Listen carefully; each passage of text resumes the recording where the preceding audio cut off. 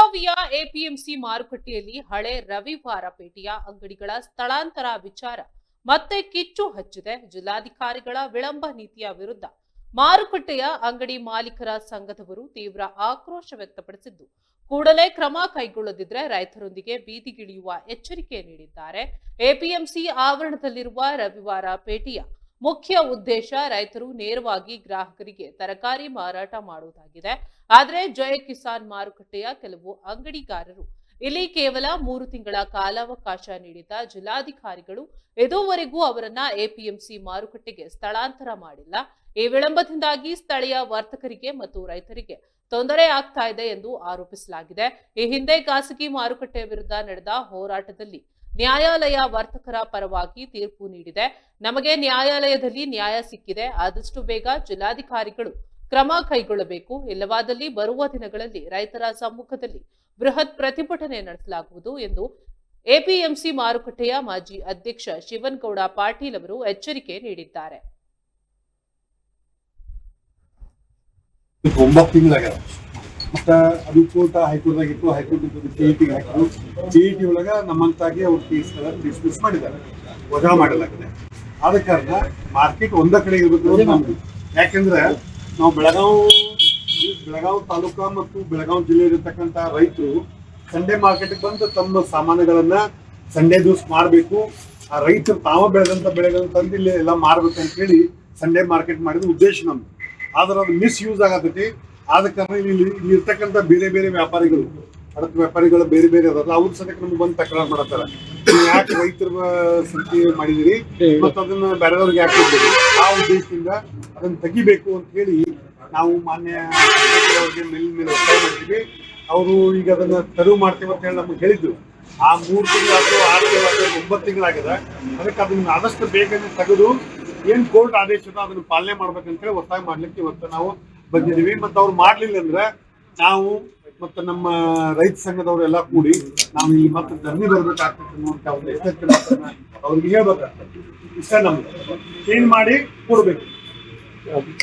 ಮಾಜಿ ಅಧ್ಯಕ್ಷರಾದಂತಹ ಮಾನ್ಯ ಶಿವನಗೌಡ ಪಾಟೀಲ್ ಅವರು ಇದುವರೆಗೆ ತಮಗೆ ನಡೆದಂತಹ ಘಟನೆ ಸಂಬಂಧಪಟ್ಟಂಗೆ ವಿವರವಾಗಿ ತಮಗೆ ತಿಳಿಸಿದ್ದಾರೆ.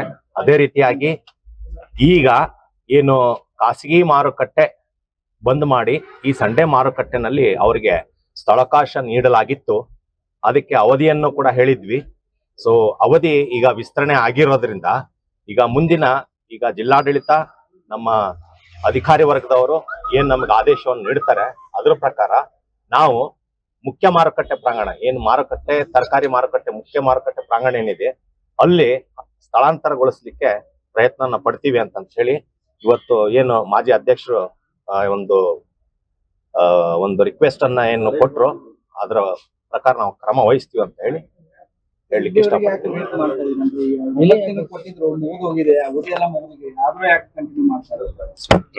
ಇದು ಜಿಲ್ಲಾಡಳಿತಕ್ಕೆ ಸಂಬಂಧಪಟ್ಟಂಗೆ ಶಿಫ್ಟ್ ಆಗಿದೆ. ಇಲ್ಲಿ ಶಿಫ್ಟ್ ಆಗಿ ನೆಕ್ಸ್ಟ್ ಅವ್ರ ಆದೇಶವನ್ನ ನಾವು ಕಾಯ್ತಾ ಇದೀವಿ.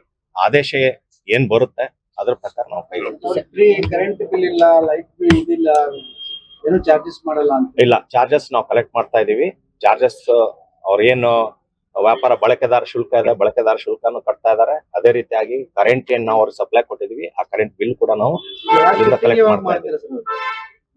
ಈಗ ನಮಗೆ ಹಿರಿಯ ಅಧಿಕಾರಿಗಳ ಮಾರ್ಗದರ್ಶನ ಮತ್ತು ಅಲ್ಲಿ ನಾವು ಸ್ಥಳಾವಕಾಶ ಯಾವ ರೀತಿಯಾಗಿ ಮಾಡ್ಬೇಕು ಅನ್ನೋದು ಏನ್ ಹೇಳ್ತಾರೆ ಅದ್ರ ಪ್ರಕಾರ ನಾವು ಆಡಳಿತ ವರ್ಗದವರಿಂದ ಸಮಾಲೋಚಿಸಿ ನಾವು ಕ್ರಮವನ್ನು ಕೈಗೊಳ್ತೇವೆ. ತಮ್ಮೆಲ್ಲ